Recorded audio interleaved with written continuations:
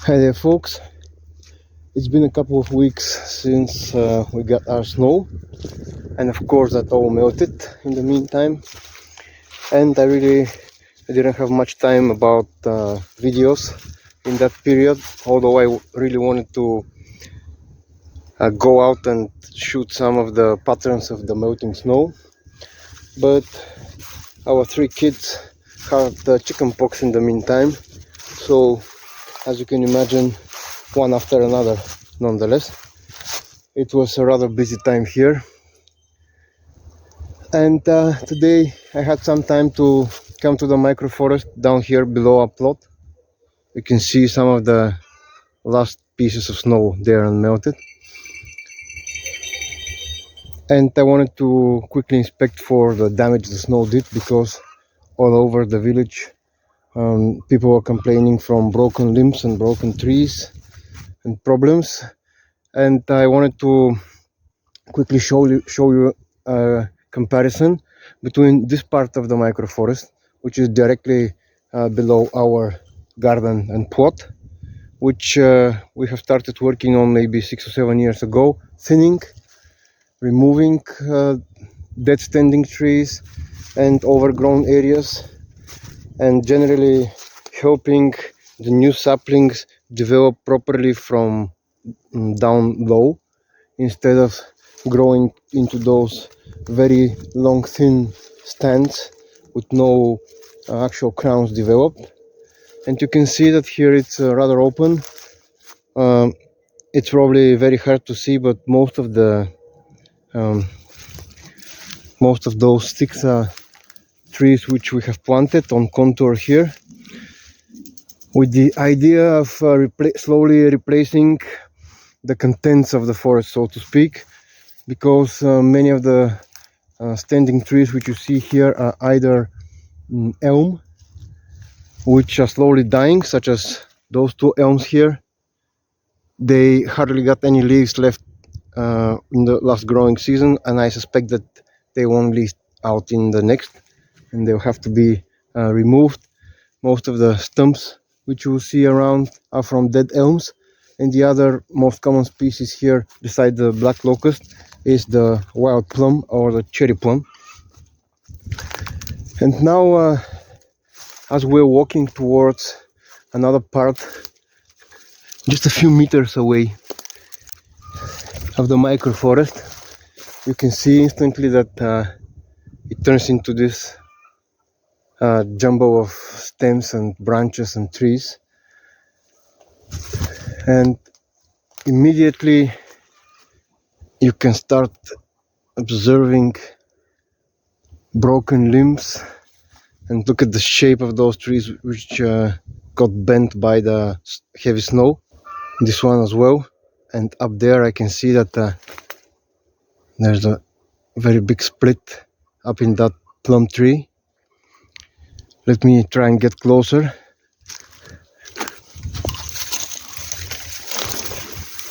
Yes, quite a lot of branch breakage here.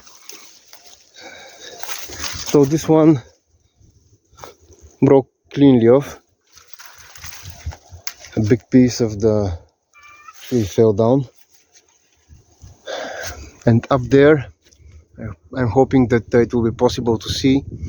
You can see how this part peeled off of the main stem, and this is one of the weakest joints in a tree, which is also a good thing to know for your fruit trees, but applicable for any type of tree, is the V joint. A tight V is a rather weak spot, and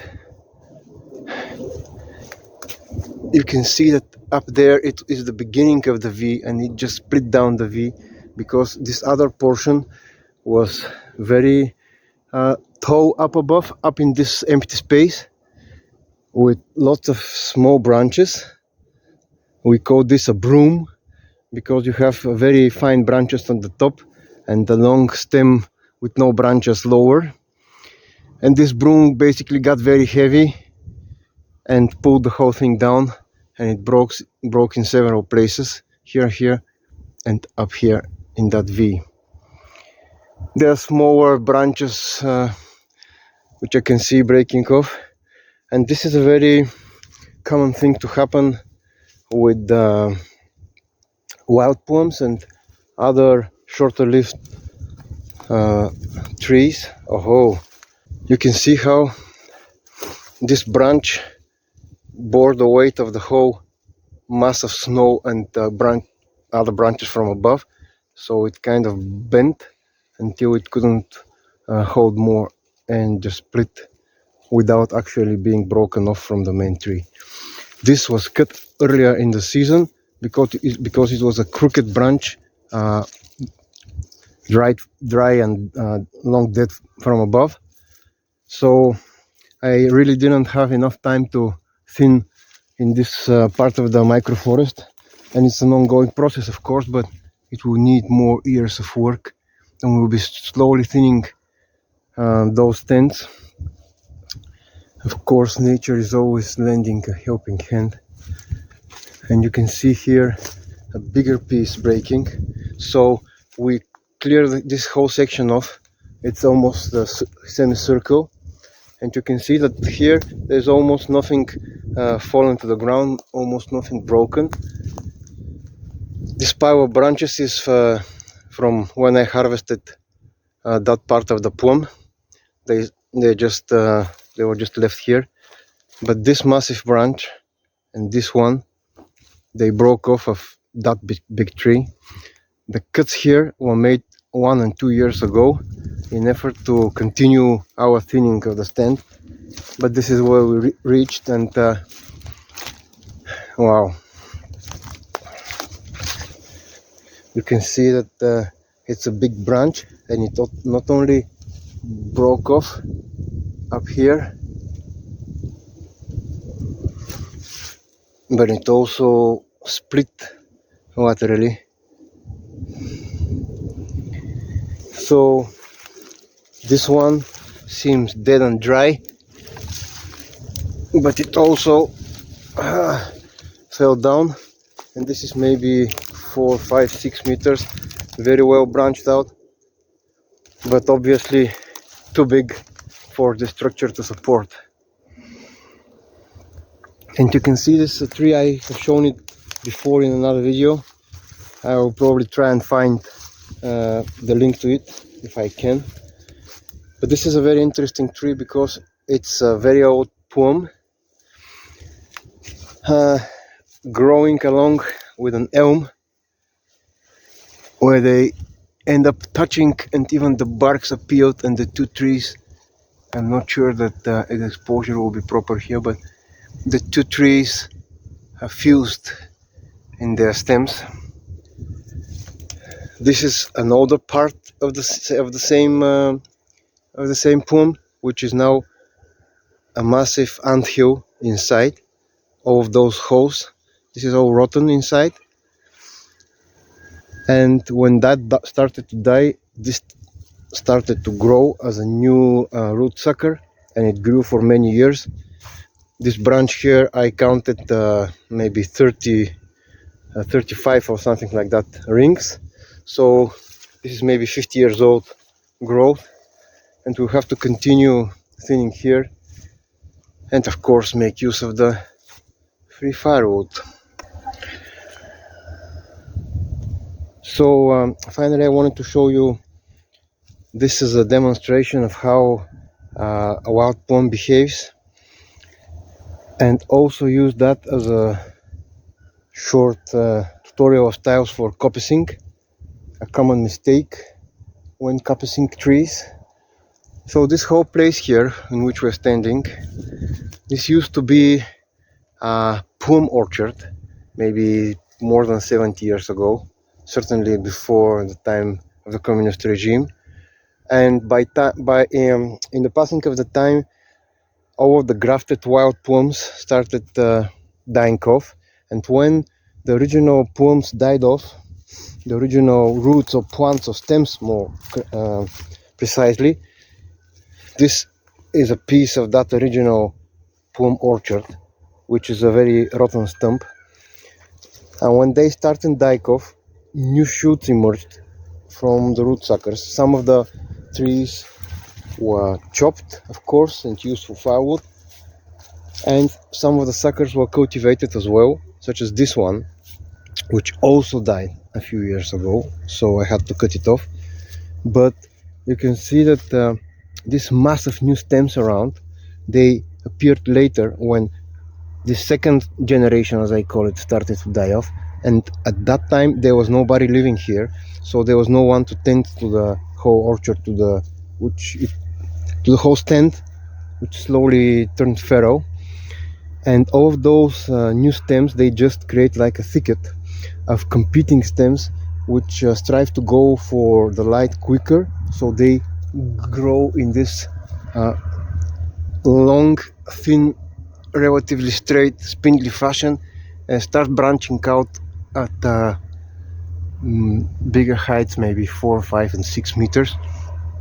So you end up with this a bouquet of trees, as I sometimes call them.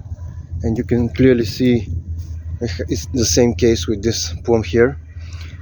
And at first it may seem that such a configuration might support itself better, but in fact what you get is a collection of weaker stems and lots of V-joints which are not structurally sound. And the problem is that the whole thing gets very top heavy, and if not properly thinned, or if there is some rotting process inside, they're very easy to break and create those messes. So you can see here new stems are emerging, and those stems are here from the years which we inhabit the place. And I have removed dozens of new stems and slowly removing those ones as well, with an effort and aim to have just a single stem remain, and maybe even start grafting those. You can see here I removed another sucker last year and it started putting new growth, so maybe I'll graft this one and remove that bigger one. We'll see next year, but it's an ongoing process. And it's the same thing happening when you have a coppice stand. For example, this could easily be black locust or ash on any other tree which you can coppice. So after the first year of cutting down a tree, you have to actually select 1, 2, 3 or however stems you want, and to remain. And the longer you want them to grow, the bigger the size you want to reach, you have to decrease the density. I apologize that this whole expose is not well structured, but I'm doing it freestyle, so to speak. It's not prepared, not scripted. I just felt inspired to talk about that when I came to inspect the snow damage in the microforest.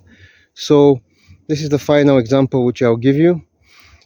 You can see that we have 4 stems of different ages on this wild plum, and it itself is a single stem growing up from this massive underground stump here. And if you want to cultivate that as a coppice for wood of this size and larger, this is 12-15 centimeters and more at the base, we'll have to be thinning those way earlier. My own practice shows that thinning in the first, third, fifth, seventh and so on years works great. In the first year you remove the whips. In the third year you remove the poles, as I call them, which are tomato stake size poles for the garden. In the fifth year you can remove this small diameter wood, maybe 3 to 5 to 6 centimeter wood, and then you have to be left with a rather more spaced out stand of single stem trees with a well-shaped crown above, preferably no side branches up to your head level, but upwards, trying to avoid that jumble of multiple competing very tall and very thin stems. which usually end up being a problem for the overall longevity of the stand.